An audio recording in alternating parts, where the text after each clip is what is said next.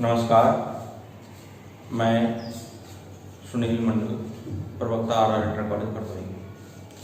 आज आप लोगों के लिए नाइट्रोजन तथा उसके यौगिक, नाइट्रोजन एंड इट्स कंपाउंड, ठीक है, ये टॉपिक लेकर के आए हैं। इसमें नाइट्रोजन बनाने की विधियां हैं और नाइट्रोजन के कुछ कंपाउंड्स हैं, जैसे अमोनिया है, अमोनियम के कंपाउंड्स है, अमोनियम क्लोराइड है, अमोनियम नाइट्रेट है, अमोनियम सल्फेट है, जो उर्वरक रूप में इसका प्रयोग अधिकतम किया जाता है। तो हमारे एग्रीकल्चर के स्टूडेंट्स स्पेशली जो इस टॉपिक को पढ़ना है, आपको कंपटीशन के लिए भी तैयार करना है, तो ध्यान से देखिए। इससे पिछला वाला वीडियो जो हमने दिया था आप लोगों को, वो जल में हार्डनेस और सॉफ्टनेस है ना, मृदु जल और कठोर जल के बारे में हमने आप लोगों को दिया था। तो आज नाइट्रोजन, सबसे पहले नाइट्रोजन के बारे में हम लोग चर्चा करेंगे। नाइट्रोजन का सूत्र आप लोग जानते हो, N है। नाइट्रोजन गैस का N2 है। नाइट्रोजन प्रकृति में सबसे अधिक मात्रा में पाई जाने वाली गैस है। 79% के आसपास नाइट्रोजन पाई जाती है प्रकृति में, जानते हो, सबसे अधिक मात्रा में नाइट्रोजन पाई जाती है। नाइट्रोजन एक अक्रिय गैस के रूप में भी काम करता है। इन सभी बातों का हम खुलासा इस वीडियो में करेंगे। सबसे पहले नाइट्रोजन के बारे में देखिए। नाइट्रोजन सबसे ज्यादा बच्चों के अंदर जो कंफ्यूजन या उसमें जिज्ञासा होती है कि नाइट्रोजन अक्रिय कैसे होते हैं और क्यों होते हैं, जबकि नाइट्रोजन अक्रिय गैस नहीं है, फिर क्यों होते हैं नाइट्रोजन अक्रिय? तो उसको मैं सबसे पहले डिफाइन करूंगा। नाइट्रोजन का सूत्र होता है N, इसका परमाणु क्रमांक होता है 7 और परमाणु भार होता है 14। अगर नाइट्रोजन अणु की बात करते हैं तो अणु में इसका अणुभार 28, ठीक है। ये है अणु और ये है परमाणु। ये क्या है? परमाणु। नाइट्रोजन के एक अणु में 2 परमाणु हैं, लेकिन परमाणु क्रमांक कभी किसी तत्व का नहीं बदलता है।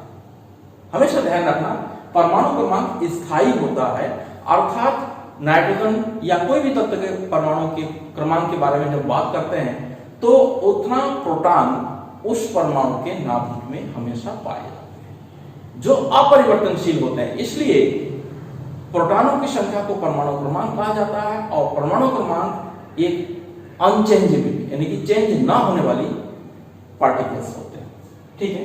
तो नाइट्रोजन का अगर हम इलेक्ट्रॉनिक विन्यास बनाते हैं तो दोनों मेथड से हम बना देते हैं। ये है पुरानी विधि और आधुनिक विधि क्या है? 1s2 2s2 2p3। इस विधि से आप नाइट्रोजन को अक्रिय सिद्ध नहीं कर सकते, लेकिन इस विधि से कर सकते हैं। कैसे? कि नाइट्रोजन का अंतिम इलेक्ट्रॉन जो है वो p उपकोष में, और p में 3 उपकोष होते हैं। p में 3 उपकोष होते हैं, एक px होता है, py होता है और pz होता है। 3 उपकोष होते हैं और एक सिद्धांत है, हमने आप लोगों को पढ़ाया होगा, ये जो इलेक्ट्रॉनिक विन्यास बनाया गया ये अफबाउ के सिद्धांत से, अफबाउ के सिद्धांत से इलेक्ट्रॉनिक विन्यास बनाया गया। इलेक्ट्रॉनों को उसके ऑर्बिटलों में भरा गया, वितरण किया गया, distribution of electrons in their orbitals according to their increasing of energy level, ठीक है। ऊर्जा स्तर के बढ़ते क्रम में उनके ऑर्बिटल में इलेक्ट्रॉन भरने के नियम को किसने दिया था? अफबाउ ने। लेकिन उस ऑर्बिटल में जो ऑर्बिट होते हैं, है ना, उस ऑर्बिट में इलेक्ट्रॉन भरने का जो नियम दिया था वो हुर्ट्ज ने दिया था। हुर्ट्ज ने कहा था कि इलेक्ट्रॉन तब तक पेयरिंग नहीं कर सकते हैं जब तक सभी ऑर्बिट में एक इलेक्ट्रॉन ना हो जाए। आपको दिखाई पड़ रहा होगा यहाँ पे नाइट्रोजन के 3 ऑर्बिट है और तीनों में एक इलेक्ट्रॉन है। इस कंडीशन को कहते हैं हाफ फील्ड कंडीशन। क्या कहते हैं? हाफ फील्ड, आधा भरा हुआ, अर्धपूरित, अर्धपूरित अवस्था। अर्धपूरित अवस्था एक स्थायी अवस्था होती है। पूर्ण पूरित तो पूर्ण रूप से स्थायी होता है, ये तो मानते हैं, सभी लोग जानते हैं कि जब इसमें दोनों में सभी ऑर्बिटल में 2 इलेक्ट्रॉन हो जाएंगे तो पूर्ण रूप से भर जाएगा। और पूर्ण रूप से जब भर जाएगा तो वो पूर्ण पूरित हो जाएगा, कंप्लीटली फील्ड हो जाएगा, और कंप्लीटली फील्ड होगा तो पूर्ण रूप से स्थायी होगा। लेकिन एक एक इलेक्ट्रॉन होने से भी ये स्थायी हो जाते हैं, और स्थायी होने के कारण ये अक्रिय गुण प्रदर्शित करते हैं। क्या करते हैं? अक्रिय। क्यों?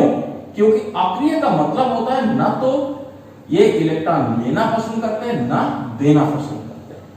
ऐसी प्रॉपर्टी को हम कहते हैं रिलक्टेंसी, अक्रिय गुण, है ना।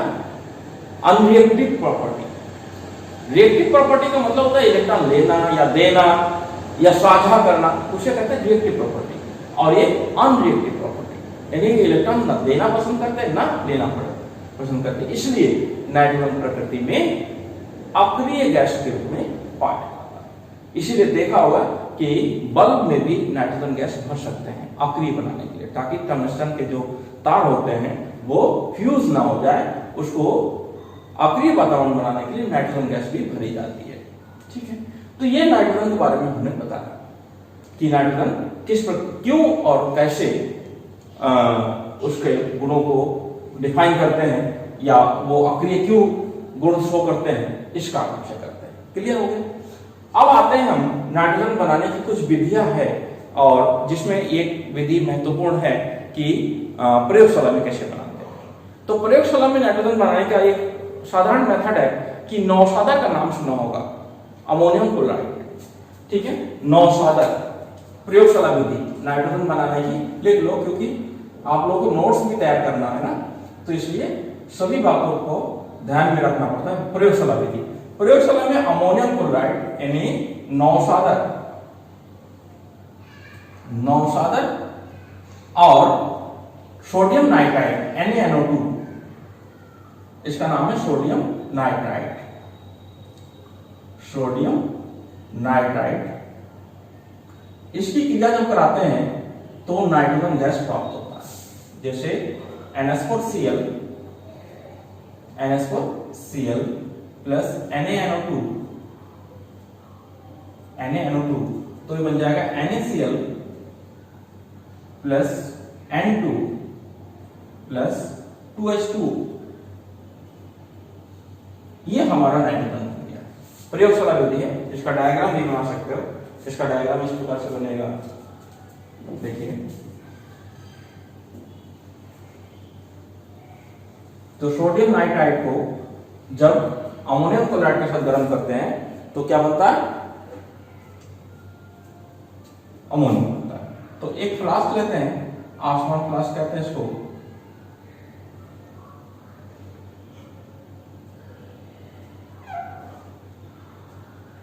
ठीक है, और इसमें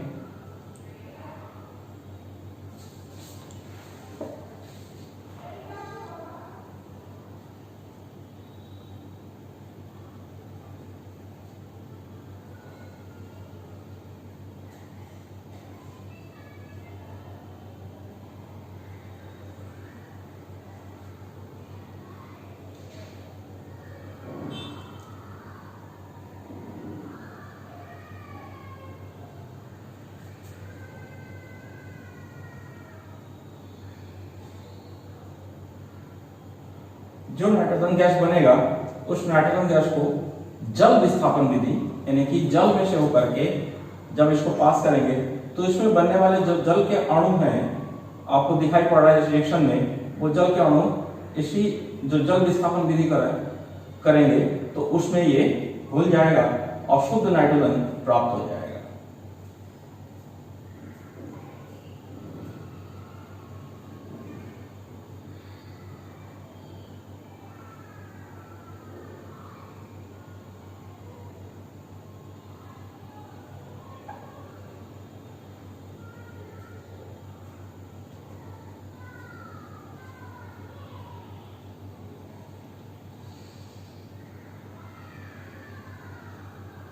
इसमें जल भरा होगा, जल विस्थापन विधि द्वारा इस पात्र में जल भरा हुआ है, और जल के बीच में से जब इसको पास करेंगे तो यहाँ पे बुलबुले के रूप में दिखाई पड़ेगा, यहाँ पे नाइट्रोजन गैस। और यहाँ पे क्या चीजें हैं, यहाँ पे लिया गया आपका NH4Cl प्लस NaNO2। इसको जब गर्म करते हैं तो इसको इस तरीके से आप इकट्ठा कर सकते हो। ये कौन सी है? नाइट्रोजन गैस है, नाइट्रोजन गैस है। ठीक है, तो एक साधारण सा चित्र है, इसको बना लीजिएगा नाइट्रोजन बनाने की कुछ विधियां। ठीक है, तो नाइट्रोजन बनाने की प्रयोगशाला विधि आप लोगों ने देख लिया। उसके बाद नाइट्रोजन के भौतिक गुण और फिर रासायनिक गुणों के बारे में चर्चा करेंगे। ठीक है, तो नाइट्रोजन के भौतिक गुण, जैसे अभी हमने बताया कि नाइट्रोजन एक अक्रिय गैस की तरह बिहेव करता है, तो नाइट्रोजन के भौतिक गुण क्या होना चाहिए? इसी से अंदाजा लगा सकते हो कि नाइट्रोजन रंगहीन के भौतिक गुण, फिजिकल प्रॉपर्टीज ऑफ नाइट्रोजन, भौतिक गुण। ठीक है, तो भौतिक गुण में नाइट्रोजन रंगहीन गंधहीन, नाइट्रोजन रंगहीन गंधहीन स्वादहीन गैस है, स्वादहीन गैस है। नंबर दूसरा बता सकते हो कि नाइट्रोजन जल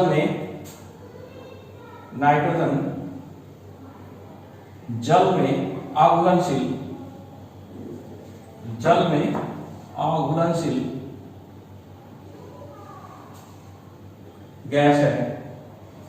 नंबर 3, नाइट्रोजन का क्वथनांक और गलनांक दे सकते हो। नाइट्रोजन का क्वथनांक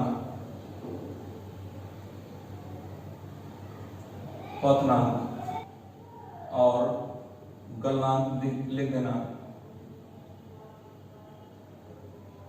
ठीक है, और एक और दे सकते हो नाइट्रोजन का घनत्व।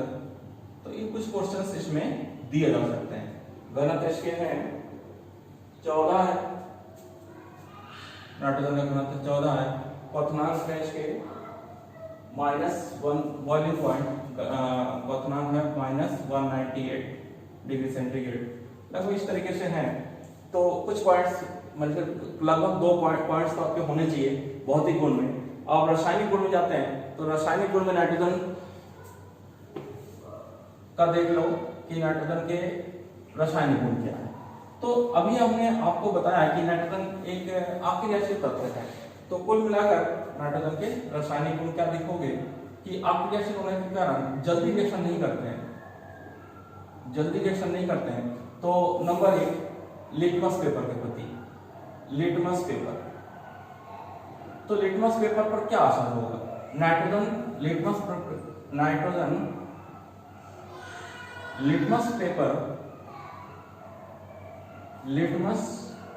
पेपर पर कोई प्रभाव नहीं डालती,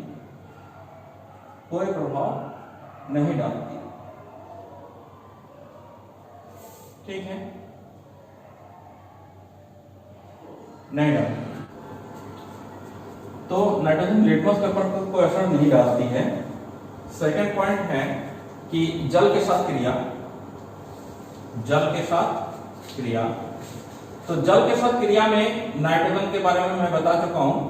यहां जल के साथ क्रिया नहीं करती, जल के साथ कोई क्रिया नहीं करती,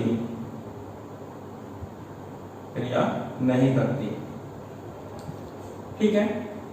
लेकिन अगर आपको नाइट्रोजन के बारे में देखना है तो जो महत्वपूर्ण रिएक्शन है, तो मैग्नीशियम और एल्युमिनियम के साथ क्रिया दिखा दो। मैग्नीशियम के साथ मैग्नीशियम नाइट्राइड और एल्युमिनियम के साथ एल्युमिनियम नाइट्राइड बनाती है ना। नंबर 3 Mg तथा Al के साथ क्रिया। तो इसमें आपको ये दिखाना है कि मैग्नीशियम के साथ में अगर रिएक्शन कराओगे नाइट्रोजन की, तो आप लोग जानते हो कि मैग्नीशियम की वैलेंसी कितनी होती है? 2 होती है, और एल्युमिनियम नाइट्रोजन की 3। अगर आप रिएक्शन कराओगे तो इसकी वैलेंसी अगर 2 है और इसकी 3 है, तो बराबर कैसे करोगे? तो इसको हम जिसकी वैलेंसी 3 है, इसको अगर 2 से गुणा कर दें और इसको अगर हम 3 से गुणा कर दें तो बैलेंस हो जाएगा, ठीक है। तो इसके लिए आपको क्या करना पड़ता है कि 3 mg और यहाँ पे आपका नाइट्रोजन है 2, तो इसके साथ Mg3N2, ठीक है, Mg3N2 मैग्नीशियम नाइट्राइड बन जाएगा। इसे रक्त तप्त, उच्च ताप पर जब करते हैं तब रक्त तप्त करना है, तप्त, रक्त तप्त, रेड हॉट, तो रेड हॉट करते हैं तो मैग्नीशियम नाइट्राइड बनता है। अगर एल्युमिनियम के साथ कराएंगे, एल्युमिनियम के साथ अगर रिएक्शन कराएंगे तो एल्युमिनियम की बैलेंस 3, इसकी भी 3, तो यहाँ पे बहुत सिंपल है 2Al, एल्युमिनियम नाइट्राइड और मैग्नीशियम नाइट्राइड बनाती है। तो ये महत्वपूर्ण रिएक्शंस है। इसके बाद आप ऑक्सीजन के साथ क्रिया देख सकते हो कि ऑक्सीजन के साथ आपने देखा होगा कि त्वरित बिजली, यानी कि जो बादल जब चमक कड़कती है तो उसमें जो बिजली उत्पन्न होती है, उस बिजली के द्वारा उत्पन्न ताप के साथ में की उपस्थिति में क्रिया करके ये नाइट्रोजन ऑक्साइड्स बना देते हैं। तो त्वरित बिजली में नाइट्रोजन की ऑक्सीजन के साथ क्रिया होती है। किसके साथ में? ऑक्सीजन के साथ। तो ऑक्सीजन के साथ में नाइट्रोजन क्रिया करके नाइट्रिक ऑक्साइड गैस बनाती है, ठीक है। अगला रिएक्शन है नंबर 4 या 5 जो भी है, नाइट्रोजन की ऑक्सीजन के साथ क्रिया, नाइट्रोजन की ऑक्सीजन के साथ क्रिया, ठीक है। तो नाइट्रोजन की ऑक्सीजन के साथ क्रिया करके क्या बनाते हैं? Nitric oxide, N2 plus O2 arrow के बाद 2NO, ठीक है, nitric oxide gas, nitric oxide, ठीक है। अब नाइट्रिक ऑक्साइड अगर आप और रिएक्शन करा दो तो नाइट्रिक ऑक्साइड की जल के साथ क्रिया करा दो, बैलेंस आप अपने आप कर लेना, HNO2 और HNO3 गैस बनता है। HNO3 अम्ल वर्षा जिसमें होती है, इसमें गैस बनती है 2NO प्लस H2O, तो आपका ये बन जाएगा आपका HNO2 और HNO3, ठीक है। तो इस प्रकार की ऑक्सीजन के साथ में क्रिया आप दिखा सकते हो। फिर एक महत्वपूर्ण रिएक्शन आता है कैल्शियम कार्बाइड के साथ क्रिया। ये सबसे, अगर हम देखते हैं बोर्ड के दृष्टिकोण से सबसे महत्वपूर्ण क्वेश्चन इस चैप्टर का कैल्शियम साइनाइड, नहीं हाँ CaCN2, कैल्शियम साइनाइड के साथ क्रिया, साइनाइड के साथ।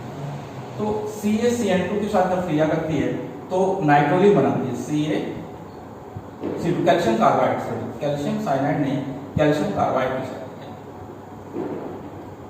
कैल्शियम कार्बाइड के साथ CaC2 प्लस आपके नाइट्रोजन की रिएक्शन करा देंगे तो CaCN2 प्लस C, ठीक है।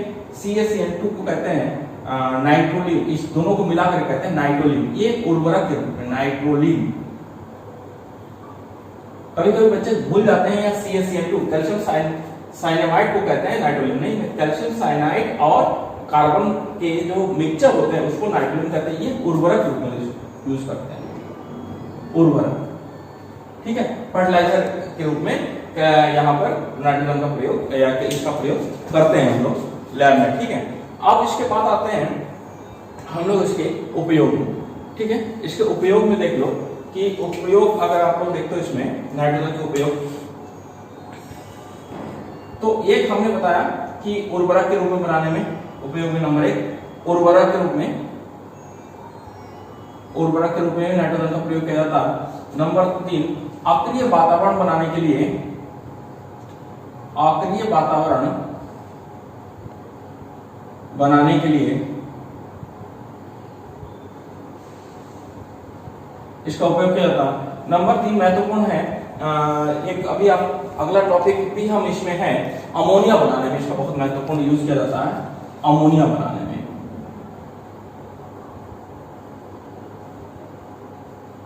अमोनिया गैस बनाने में इसका बहुत महत्वपूर्ण उपयोग किया जाता है। तो इस प्रकार से इसके उपयोग भी आप लोग समझ सकते हो। देखो एक चीज और हम आपको बता दें, एक बहुत महत्वपूर्ण क्वेश्चन, अगर हमारे वातावरण में इतनी अधिक मात्रा में नाइट्रोजन अगर ना होते तो हम लोगों को क्या फर्क पड़ता? इसका बहुत इंपॉर्टेंट क्वेश्चन इसमें बोर्ड यूपी कैटेट में भी पूछा गया है कि अगर प्रकृति में नाइट्रोजन की मात्रा अधिक ना हो, खाली ऑक्सीजन हो, तो अगर एक पत्थर का टुकड़ा दूसरे पत्थर के टुकड़े से रगड़ भी जाएगा, अगर चिंगारी उत्पन्न होगी तो पूरे दुनिया को राख कर देगी। क्यों? क्योंकि उसको रोकने वाला कोई नहीं होगा। नाइट्रोजन क्या करता है, उसको बैलेंस करता है, उसकी ऑक्सीजन को फैलने की दर को कम करता है, क्योंकि ये अक्रिय होते हैं, ये क्रिया करने के लिए रोक देता है, इसलिए हम सुरक्षित है। ऑक्सीजन, अगर केवल ऑक्सीजन ही ऑक्सीजन हो तो हम लोग सुरक्षित नहीं है। क्यों? क्योंकि ऑक्सीजन आग जलाने में सहायक होती है, इसलिए नाइट्रोजन वहां पर इसको अक्रिय वातावरण प्रदान करके, उत्पन्न करके उसको रोकती है। तो नाइट्रोजन पूरी प्रकृति को बैलेंस करने का काम करती है। और मुख्य रूप से जो हमारे शरीर में या पेड़ पौधों के शरीर में जो प्रोटीन होता है, तो जो प्रोटीन की जो मुख्य तत्व होते हैं वो नाइट्रोजन होते हैं। कैसे? क्योंकि प्रोटीन अमीनो अम्ल से बना होता है, और अमीनो अम्ल किससे बनते हैं? नाइट्रोजन से मिलकर के बने होते हैं। और उसमें कार्बोहाइड्रेट भी होते हैं, कार्बन के भी अंश होते हैं, ऑक्सीजन के भी होते हैं और नाइट्रोजन के भी होते हैं। तो नाइट्रोजन की पूर्ति कहाँ से हमें प्राप्त होती है? प्रोटीन से। और प्रोटीन कहाँ से बनता है? नाइट्रोजन से। ठीक है ना, अमीनो अम्ल के हिसाब से। तो हम इसी चैप्टर में अगला टॉपिक है, नाइट्रोजन के उत्पाद है अमोनिया। अमोनिया के बारे में आप लोग जानते हो कि अमोनिया का सूत्र होता है NH3, जिसमें नाइट्रोजन हाइड्रोजन के साथ में क्रिया करके अमोनिया बनाती है। ठीक है, अमोनिया का यूज हमने अभी बताया कि अमोनिया जो यूरिया वगैरह होता है उसको बनाने के लिए सबसे अधिक उपयोगी होता है अमोनिया। Ammonia NH3। ठीक है, अमोनिया में जैसे नाइट्रोजन के साथ में, नाइट्रोजन के बाहरी कोश में 5 इलेक्ट्रॉन है और बैलेंस इसकी 3 होती है, तो 3 हाइड्रोजन के साथ में साझा करके ये क्या बना लेती है? अमोनिया। ठीक है, ये जो 2 इलेक्ट्रॉन होते हैं इसे हमने बताया अक्रिय इलेक्ट्रॉन युग्म। अक्रिय इलेक्ट्रॉन युग्म, लोन पेयर ऑफ इलेक्ट्रॉन्स। तो इस तरीके से इसके अमोनिया की संरचना होती है। ठीक है, अमोनिया क्षारीय वायु कहा जाता है, इसको क्या कहा जाता है? क्षारीय वायु। क्षारीय वायु असल में क्षार होते हैं, इसको लुईस ने कहा था, लुईस क्षार कहते हैं।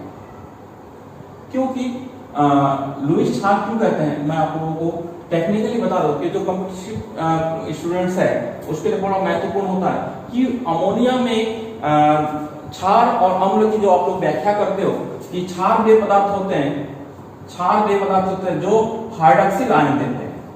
तो इसमें ऐसा कुछ नहीं होता, हाइड्रॉक्सिल आयन नहीं होता, इसमें हाइड्रॉक्सिल आयन नहीं होता है, हाइड्रॉक्सिल आयन नहीं होता है, फिर भी ये क्षार है। तो लुईस ने कहा था कि वे पदार्थ जिनमें एकाकी इलेक्ट्रॉन युग्म होते हैं, एकाकी इलेक्ट्रॉन युग्म होते हैं या दान कर सकते हैं,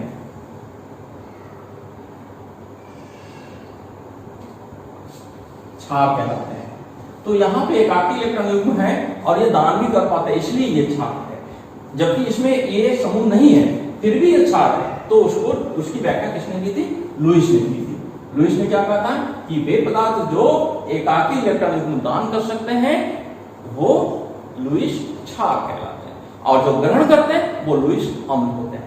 होते तो क्षार है, लेकिन इसकी व्याख्या लोग जैसे आर्हेनियस थे, ब्रॉनस्टैट थे, है ना, लक्स थे, उनके सिद्धांतों के अनुसार ये सिद्ध नहीं कर सकते थे कि अमोनिया क्षार है कि अम्ल है। लेकिन लुईस ने अपने सिद्धांत के अनुसार उसको प्रूव किया कि हाँ ये क्षार तो है, लेकिन इस कारण से क्षार है क्योंकि इसके बाहरी कोश में 2 इलेक्ट्रॉन जो बॉन्ड बनाने के बाद बच जाते हैं वो दूसरे को डोनेट कर सकते हैं। और who can donate lone pair electrons is known as Lewis base. Clear? अब आते हैं हम अमोनिया बनाने की प्रयोगशाला में। बहुत महत्वपूर्ण है, बहुत आसान है। अगर आप लोग तैयार करते हो तो मुश्किल से 5 मिनट का काम है कि अमोनिया आपका तैयार होता है। क्या करते हैं सुन लीजिए। देखो, जो बात आप समझते हो, सुनते हो, लिखा हुआ देखते हो, वो जल्दी तैयार हो जाता है। जैसे अगर हम नौशादर की क्रिया चूने के पानी के साथ करा देते हैं, किसके साथ में? चूने के पानी। नौशादर अभी हमने बताया था पिछले टॉपिक में, नौशादर अमोनियम क्लोराइड। नौशादर क्या है? NH4Cl। इसकी क्रिया अगर हम चूने का पानी, बुझा हुआ चूना, चूने का पानी, चूने का पानी, देखो छोटा छोटा क्वेश्चन है। चूने का पानी, बुझा हुआ चूना कहते हैं इसको, बुझा हुआ चूना। ठीक है, बुझा हुआ चूना या चूने का पानी, एक ही बात है। इसी क्रिया अगर इसके साथ करा दे तो अमोनिया गैस उत्पन्न होती है। ठीक है, NH4Cl प्लस CaOH का होल ट्वाइस। ठीक है, दो वैलेंसी करनी पड़ेगी तो हम पहले ही कर देते हैं क्योंकि इसकी वैलेंसी 2 है, इसकी वैलेंसी 1 है, तो CaCl2 बन जाएगा।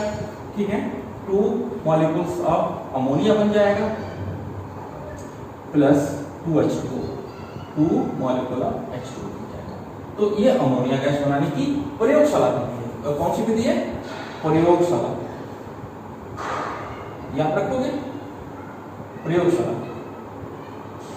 ठीक है, अब एक बात इसमें और बता दें कि जब अमोनिया को हम इसके साथ क्रिया कराकर बनाते हैं तो इसमें जो जल वाष्प उत्पन्न होती है इसको एब्जॉर्ब करने के लिए, सोखने के लिए, इसको सोखने के लिए शुष्क चूने का प्रयोग किया जाता है। शुष्क चूना, शुष्क चूने का सूत्र होता है CaO, बिना बुझा चूना, इसका कहते हैं क्विक लाइन, स्लैग लाइन और एक क्विक लाइन। ठीक है, बिना बुझा चूना, शुष्क चूना, कली चूना कहते हैं इसको। क्या कहते हैं? कली चूना। तो दो क्वेश्चन आपको ऐसे तैयार हो गया, कली चूना का सूत्र CaO और बुझा हुआ चूने का सूत्र CaOH का होल ट्वाइस। ठीक है, कली चूना के द्वारा इसको एब्जॉर्ब किया जाता, सोख हो जाता। डायग्राम आप लोग बुक्स में देख लोगे। ठीक है ना, तो अब हम इंडस्ट्रियल मेथड में अमोनिया कैसे बनाते हैं। इंडस्ट्रियल मेथड जानते हो, अधिक मात्रा में, व्यापारिक मात्रा में जब अमोनिया बनाना होता है तो बहुत अच्छी तरीके जानता हो हैबर विधि। हैबर विधि द्वारा अमोनिया बनाने की जो विधि है वो बहुत महत्वपूर्ण है क्योंकि अमोनिया का यूज यूरिया बनाने में किया जाता है और यूरिया आप उर्वरक के रूप में अगर देखा जाता है तो वो किंग ऑफ फर्टिलाइजर है कि सभी उर्वरकों में सबसे महत्वपूर्ण उर्वरक क्या होता है? यूरिया होता है। तो यूरिया बनाने के लिए हम अमोनिया का प्रयोग करते हैं। अमोनिया बनाने के लिए हम हैबर विधि का प्रयोग करते हैं। हैबर विधि, हैबर विधि एक व्यापारिक विधि है जिसमें हम अमोनिया बनाने के लिए अमोनिया नाइट्रोजन और हाइड्रोजन को 1:3 के अनुपात में लेते हैं। ठीक है, 1:3 के अनुपात, और इसमें उच्च ताप और उच्च दाब पर Fe और एमो, आयरन और मॉलिब्डेनम उत्प्रेरक उपस्थिति में जब क्रिया कराते हैं तो अमोनिया गैस बनता है प्लस अत्यधिक ताप उष्मा उत्पन्न होती है। ये एक्सोथर्मिक ऊष्माक्षेपी अभिक्रिया है। क्या है? ऊष्माक्षेपी अभिक्रिया। कई बातें इसमें मैं समझाऊंगा कि एक तो सबसे महत्वपूर्ण क्वेश्चन आता है कि इसमें नाइट्रोजन और हाइड्रोजन को किस अनुपात में लिया जाता है? 1:3। इसमें ये होता है उत्प्रेरक, ये भी क्वेश्चन आता है, ये उत्प्रेरक होता है और ये उत्प्रेरक वर्धक होता है। उत्प्रेरक वर्धक, प्रोमोटर। ठीक है ना, उत्प्रेरक वर्धक। देखो इसमें ऐसा होता है कि इसमें अगर हम वर्धक ना ले तभी रिएक्शन हो जाएगा, तेजी से होगा, लेकिन वर्धक लेने से बहुत तेजी से होने लगता है तो ये उत्प्रेरक की क्रियाशीलता को बढ़ा देती है। ऐसे पदार्थ को उत्प्रेरक वर्धक कहते हैं। ठीक है, यहाँ पे मॉलिब्डेनम जो है वो उत्प्रेरक वर्धक है। अगर हम यहाँ पे Fe ना ले, खाली एमओ ले, तो रिएक्शन में कोई प्रभाव नहीं पड़ेगा। इस रिएक्शन के रेट को न घटा पाएगा न बढ़ा पाएगा। लेकिन वर्धक कब काम करता है? जब उसमें ऑलरेडी कैटलिस्ट पड़ा हुआ। ये बहुत महत्वपूर्ण क्वेश्चन है, बहुत बार पूछा गया है कि अगर हम खाली वर्धक ले ले, उत्प्रेरक ना ले, तो इस अभिक्रिया की गति पर, रेट ऑफ रिएक्शन पर क्या प्रभाव पड़ेगा? तो बिना उत्प्रेरक के वर्धक अभिक्रिया के रेट को परिवर्तित नहीं कर सकती है। लेकिन अगर हम वर्धक ना ले, खाली उत्प्रेरक ले ले, तो अभिक्रिया की दर तो बढ़ेगी, लेकिन उतनी अधिक नहीं बढ़ेगी जितनी वर्धक लगाने से बढ़ती है। सामान्य एक एग्जाम्पल दे दूं कि अगर Fe ले ले, उत्प्रेरक ले ले, तो मान लो 10 गुना बढ़ जाएगी, लेकिन अगर वर्धक ले ले तो 100 गुना बढ़ जाएगी। यानी कि ये लगभग 90% बढ़ा देती है और ज्यादा। तो ऐसे पदार्थ को हम क्या कहते हैं? प्रोमोटर, अंग्रेजी में बोलते हैं, हिंदी में बोलते हैं उत्प्रेरक वर्धक। एक अभिक्रिया है ऊष्माक्षेपी। ऊष्माक्षेपी का मतलब इस अभिक्रिया में ताप उत्पन्न होती है। अब मैं ऐसे कॉमन एग्जांपल देना चाहता हूँ, ये तो आपके घर पे आप करा नहीं सकते हो, लेकिन कुछ ऐसे प्रैक्टिकल्स होते हैं जो आप अपने घर पे भी कर सकते हो। जैसे कली चूना ले लो, दुकान से कली चूना ले लो, सूखा चूना, पानी में डाल के देखो, वो पानी गर्म हो जाएगा, बॉयल होने लगता है। क्यों? तो क्योंकि उसमें ऊष्मा उत्पन्न होती है और ऐसी अभिक्रिया का हम ऊष्माक्षेपी अभिक्रिया एक्सोथर्मिक रिएक्शन बोलते हैं। तो ये उसी प्रकार की रिएक्शन है एक्सोथर्मिक। और इस प्रकार की अभिक्रिया जब रिवर्सिबल कंडीशन में होते हैं, अगर उसमें हम ताप बढ़ा दें तो अभिक्रिया इधर ना होकर के इधर होने लगेगा। इसको किसने कहा था? ला शापेलिए ने। और इसीलिए हमें अधिक अमोनिया बनाने के लिए हमें यहाँ पे लो टेम्परेचर करना पड़ता है। लो टेम्परेचर करेंगे तो अभिक्रिया उस तरफ जाएगी जिधर ऊष्मा उत्पन्न होगी। तो यहाँ पे लो टेम्परेचर, हाई प्रेशर क्यों करते हैं? यहाँ पे गैसीय अणु है और गैसीय अणु में क्या होते हैं? गैसीय अणु में एक सूत्र होता है P समानुपाती N। तो जितने अधिक गैस की अणुओं की संख्या होगी उनका दाब भी पार्शियल यानी कि आंशिक दाब उतना अधिक होगा। और अधिक होने के कारण अगर हम दाब बढ़ा देंगे तो अभिक्रिया उस तरफ जाएगी जिधर अणुओं की संख्या कम होगी। तो अभिक्रिया इधर से इधर ही हो जाने लगेगा, जिससे अधिक अमोनिया हमारी उत्पन्न हो। ठीक है, तो ये इसका सबसे महत्वपूर्ण पॉइंट था। अगर आप लोगों को समझ में आ गया तो मैं समझता हूँ कंपटीशन के दृष्टिकोण से और बोर्ड के दृष्टिकोण से आपको बहुत ही उपयोगी होगा। ठीक है, कि रिएक्शन केवल ये नहीं कि रटा मत करो, रिएक्शन को समझा करो कि इसकी वास्तविकता क्या है, क्यों हो रहा। एक बार समझ में आ जाएगा अपने आप मन में बस जाएगा, फिर आपको रटना नहीं पड़ेगा। तो ये होती है रासायनिक अभिक्रिया की खासियत। तो आपको अमोनिया के बारे में जब समझ में आ गया कि किस प्रकार से अमोनिया उत्पन्न हुआ, फिर हम इसमें कुछ पॉइंट्स और बताते हैं, आप लोग नोट कर लीजिएगा। जैसे इसकी फिजिकल प्रॉपर्टीज, तो फिजिकल प्रॉपर्टीज जैसे अमोनिया क्षारीय वायु है तो उसके क्षारीय गुण होंगे। इसके जो जल में घुलनशील घुल देंगे तो इसमें भौतिक गुण में देखोगे। तो अगर जल में घोल दोगे तो क्या होगा? जल में जब घोलोगे अमोनिया को, तो अमोनिया को जल में घोलने पर हाइड्रोक्साइड बनेगा। ठीक है ना? जल में जब घोलोगे तो अमोनियम हाइड्रोक्साइड बन जाएगा NH4OH। ये क्षार है, पूर्ण रूप से हाइड्रोक्साइड है, ये क्षार अमोनियम हाइड्रोक्साइड, अमोनियम हाइड्रोक्साइड। ठीक है, तो इस प्रकार से अमोनिया जल में घुल करके अमोनियम हाइड्रोक्साइड जैसे पदार्थ उत्पन्न करते हैं। और इसके जो जलीय विलयन होता है वो क्षार होते हैं। इसमें अगर अम्ल मिला दे तो वो उदासीन होता है। कैसे? जैसे अगर हम अमोनियम हाइड्रोक्साइड में अम्ल मिला दें तो अमोनियम क्लोराइड बन जाएगा। ये लवण है प्लस H2, ये है लवण। तो ऐसी पहचान की जाती है कि अगर हाइड्रोक्साइड है तभी ये अम्ल के साथ क्रिया करके लवण बनेगा। तो अम्ल को इसी प्रकार से हम लोग पहचान लेते हैं कि कोई अम्ल है कि क्षार है। ठीक है, तो उसके बाद अमोनिया के कुछ महत्वपूर्ण रिएक्शंस है वो मैं आपको दे देना चाहता हूँ रासायनिक गुणों के अंतर्गत। जैसे अमोनिया क्लोरीन के साथ क्रिया करता है तो क्लोरीन के साथ दो प्रकार से क्रिया करता है। नंबर 1 क्लोरीन का दिखता में और नंबर 2 अमोनिया का दिखता में। ठीक है, तो दोनों रिएक्शन आपको समझना चाहिए। और अक्सर पूछा भी जाता है कि रासायनिक गुण में केमिकल प्रॉपर्टीज ऑफ अमोनिया, रासायनिक गुण में जो एक पहला रिएक्शन तो हमने दे दिया, उसमें सेकंड रिएक्शन हमने बताया कि क्लोरीन के साथ क्रिया। क्लोरीन के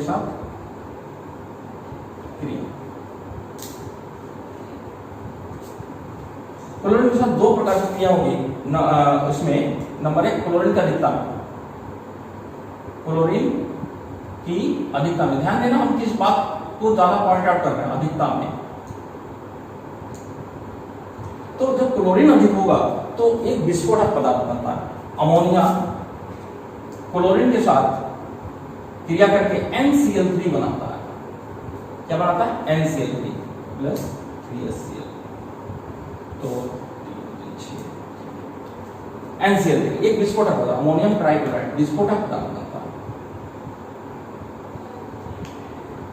ठीक है, अमोनियम ट्राइक्लोराइड ये बनेगा। ये क्लोरीन की अधिकता में हो गया।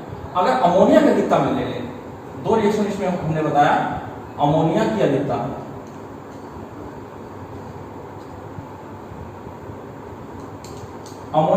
में अगर होगा तो देखिए किस प्रकार से रिएक्शन करेगा कि अमोनिया अधिक होगा और क्लोरीन कम होगा तो अमोनियम क्लोराइड बनेगा। क्या बनेगा? Ammonium chloride.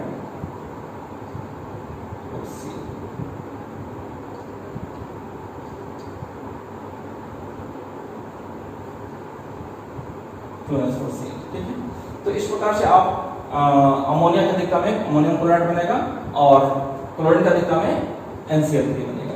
तो इस प्रकार के कुछ और भी रिएक्शंस है, इसको आप लोग तैयार करिए।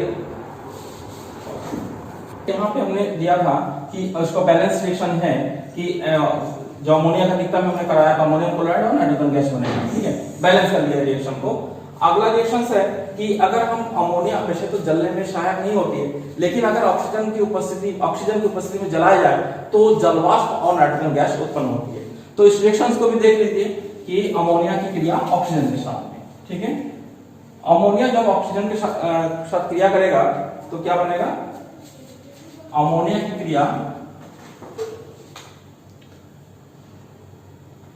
क्रिया ऑक्सीजन के साथ में, O2 के साथ में।